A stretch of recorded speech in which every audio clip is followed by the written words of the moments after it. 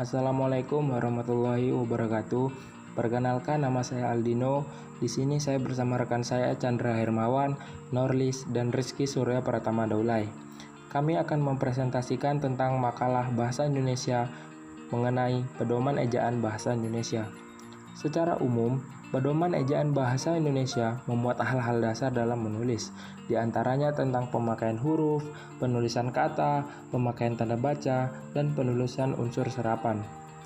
Dalam materi ini, sebenarnya bukan hanya untuk dihafalkan, tetapi untuk dipraktikkan dalam menulis.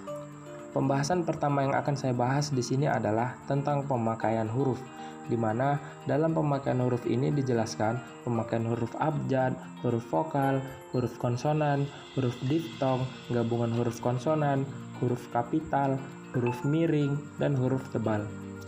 Pada saat menulis, biasanya pemula banyak melakukan kesalahan penulisan pada huruf kapital, huruf miring, dan huruf tebal.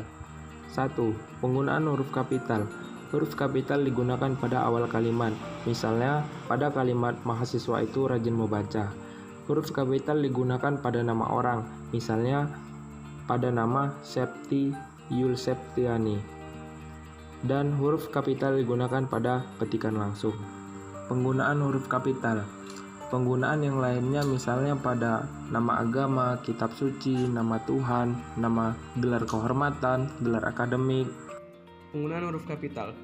Huruf kapital juga digunakan dalam menulis jabatan, pangkat, instansi, bangsa, suku bangsa, tahun, bulan, hari, peristiwa sejarah, geografi, hari raya, nama negara, lembaga, badan organisasi, dokumen, dan bahasa. Selanjutnya, penggunaan huruf miring. Huruf miring biasanya digunakan pada judul buku, nama majalah, atau nama surat kabar yang dikutip dalam tulisan, dan menegaskan atau mengkhususkan huruf, bagian kata, atau kelompok kata dalam kalimat, dan juga untuk mengungkapkan dalam bahasa daerah maupun bahasa asing. Penggunaan huruf tebal. Huruf tebal digunakan untuk menegaskan tulisan, menegaskan bagian karangan seperti judul buku, bab, atau subbab. Penulisan kata. Kata dasar ditulis sebagai satu kesatuan. Kata berimbuhan, imbuhannya ditulis sebagai serangkai dengan bentuk dasarnya. Bentuk ulang ditulis dengan menggunakan tanda hubung strip di antara unsur-unsurnya. Gabungan kata. Unsur gabungan kata yang lazim disebut majemuk, termasuk istilah khusus, ditulis terpisah. Penulisan kata. Pemenggalan kata. Di tengah kata terdapat huruf vokal berurutan. Pemenggalannya dilakukan di antara kedua huruf vokal. Kata depan seperti di, ke, dan dari itu selalu ditulis terpisah dari kata yang mengikutinya. Kata ganti ku, kau, mu, dan nya. Ku dan kau ditulis serangkai dengan kata yang mengikutinya, sedangkan mu dan nya ditulis serangkai dengan kata yang mendahulunya. Penulisan kata. Partikel. 1. Partikel lah, kah, dan ta ditulis serangkai dengan kata yang mendahulinya. 2. Partikel pun ditulis terpisah dari kata yang mendahulinya. 3. Partikel per yang ditulis terpisah dari kata yang mengikutinya. Angka dan bilangan. 1. Bilangan dalam teks yang dapat dinyatakan dengan satu atau dua kata ditulis dalam huruf, kecuali jika dipakai secara berurutan dalam perincian. 2. Angka dipakai untuk menyatakan ukuran, waktu, dan nilai uang. Penulisan tanda baca. Tanda titik. Tanda titik dipakai pada akhir kalimat.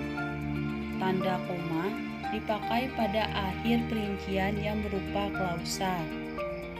Tanda koma dipakai antara unsur-unsur dalam sebuah perincian atau pembilangan.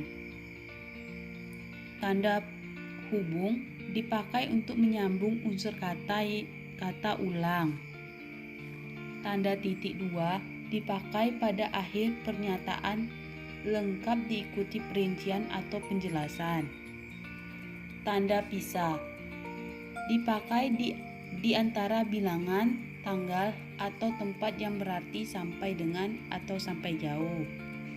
Tanda kurung dipakai untuk mengapit tambahan keterangan atau penjelasan. Tanda petik untuk mengapit petikan langsung yang berasal dari pembicara naskah atau bahan tertulis lain.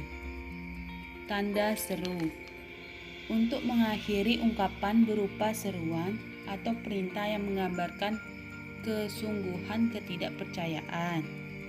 Tanda tanya dipakai pada akhir kalimat. Tanda petik tunggal untuk mengapit petikan yang terdapat petikan lain. Tanda garis miring dipakai dalam nomor surat, nomor pada alamat, dan penanda masa 1 tahun yang terbagi dalam 2 tahun. Penulisan tanda baca. Tanda kurung siku dipakai mengapit keterangan dalam kalimat penjelas yang tercapai dalam tanda kurung. Tanda penyingkat atau apostrol dipakai untuk menunjukkan penghilang bagian kata atau bagian angka tahun. Contoh tanda titik dan koma. Mahasiswa terbaik akan belajar dengan disiplin, penuh semangat, dan pantang menyerah. Penulisan unsur serapan merupakan kata yang berasal dari bahasa selain bahasa Indonesia yang kemudian ejaan, ucapan, dan penulisannya disesuaikan dengan aturan penuturan masyarakat Indonesia untuk menambah kosakata.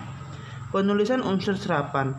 Cara masuk atau serapan bahasa asing ke dalam bahasa Indonesia. Yang pertama, adaptasi, yaitu penyerapan bahasa asing secara menyeluruh. Contohnya, supermarket, bus, radio, dan film. Adaptasi, yaitu penyerapan bahasa asing di mana ejaan dan cara penulisan disesuaikan dengan aturan bahasa Indonesia. Contohnya, organisasi, abstrak, diskon, dan foto. Pungutan, yaitu penyerapan bahasa asing dengan mengambil konsep dasar yang kemudian dicari terjemahannya. Contohnya, background, whiteboard, dan reschedule. Penulisan unsur serapan. Kata-kata yang diambil dari bahasa asing. Bahasa Inggris, book, buku, atau coffee atau kopi. Bahasa Jawa, durhaka atau durhaka. Bahasa Arab, abad atau abad. Bahasa Belanda, akte atau akte. Bahasa Latin, error atau error. Bahasa Cina, cincau, cincau.